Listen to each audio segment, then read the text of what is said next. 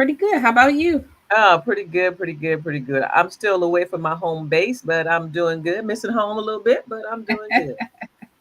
Well, today we're going to be talking about when you said home base, I don't even know why it made me think about our topic today of where to find sponsors. Like sponsors are everywhere.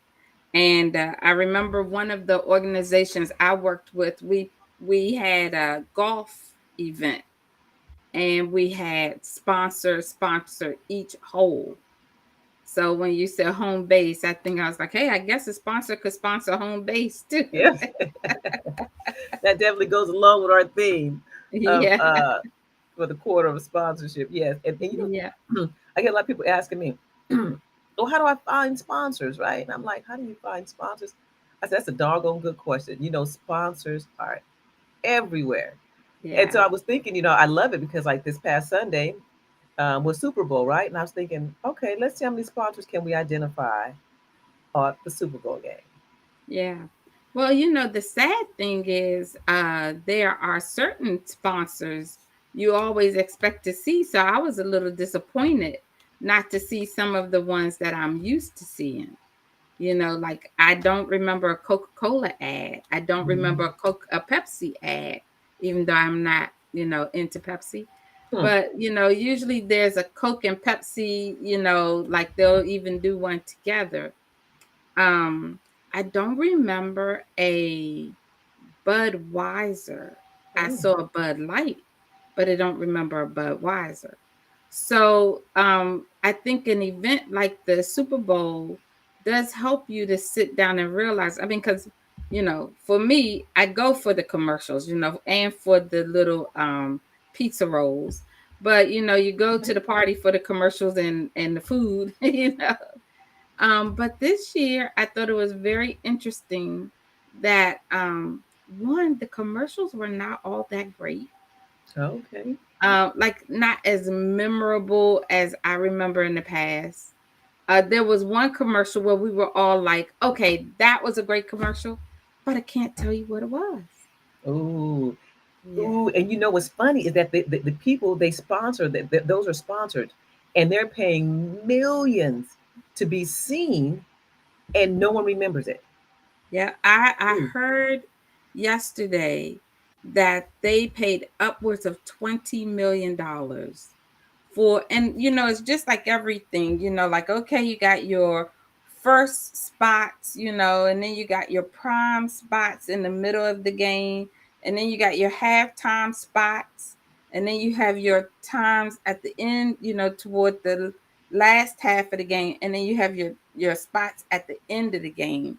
And I don't remember. I'm gonna have to go back and watch um like Super Bowl commercials. Then they always like rank them so that I can tell you what Super Bowl commercial it was that we were all at, and it was that toward the end, and we were like, that was good. And So that's interesting. I've never heard of that. So you can go and they rank the Super Bowl commercial. So where would you find it? Would you find that on YouTube? Where would you just yeah, on the internet and Google it? yeah, Okay.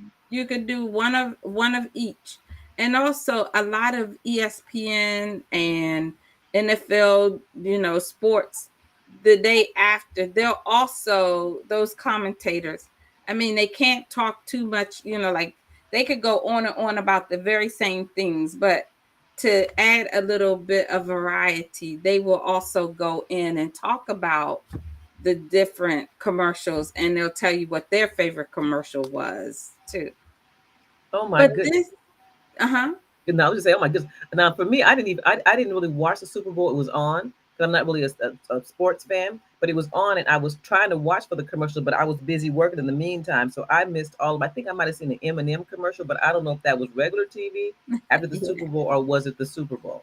Well, if it happened anytime after 6 p.m. on Fox News, I mean on channel, well, after, actually I'll say if it happened anytime after 5 p.m. on Fox, it was Super Bowl. Okay, Yeah. okay, I don't know. And I'm even thinking it probably goes all the way up until, I think they actually had a show like a regular TV show come on after the Super Bowl. So up until that show starts, all of those are Super Bowl commercials, I would think. Yes. But you and I had a little conversation about this, and a good friend of mine, she always says, um, there's no such thing as bad publicity. And I thought it was very interesting because more than anything, this year, a lot of the commercials seem to drum up controversy.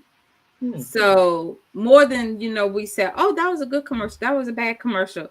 I've heard more about, some of the inappropriateness of some of the commercials, or, just people making comments about some of the commercials.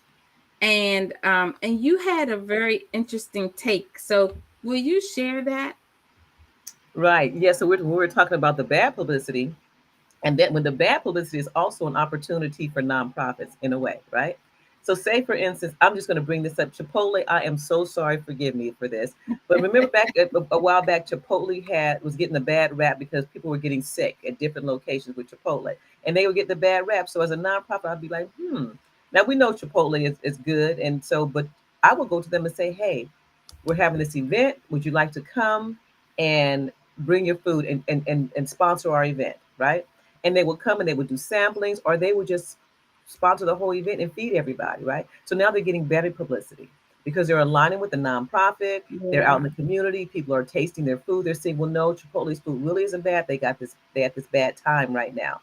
yeah, And so bad publicity, when I see people have bad publicity, I'm like, okay, because we know they could be a good company. They want to get back into the graces of the community, of the people aligned with the nonprofit. yeah. That's a good point. When you said that, I thought like, wow, that is a very good point. And we know that there are plenty of organizations that go through periods of bad publicity and would probably welcome.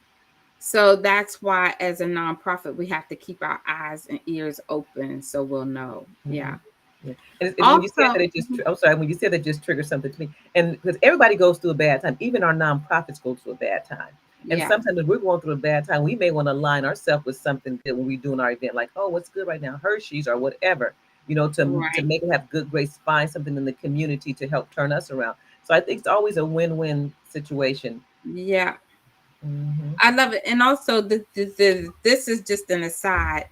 What you're saying too to me is don't count anyone out.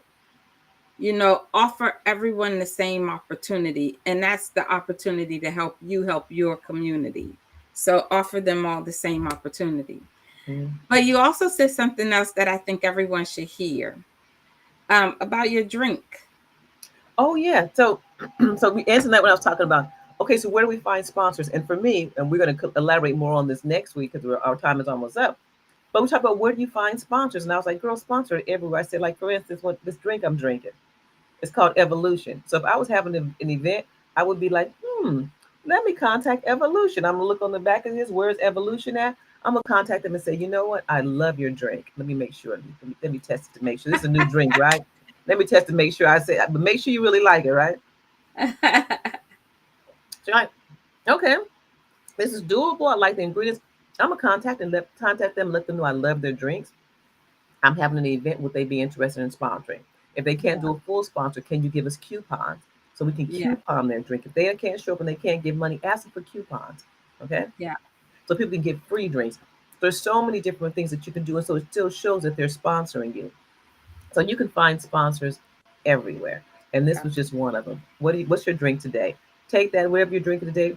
Write down the company as one of your leads, yeah. and then follow up to turn them into a prospect. And that's our tip of the day. I had a hair in my eye. Okay.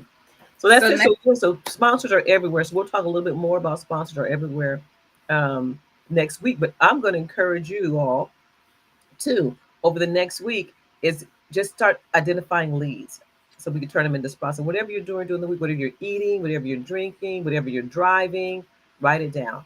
And we'll talk about some of those next week. All right.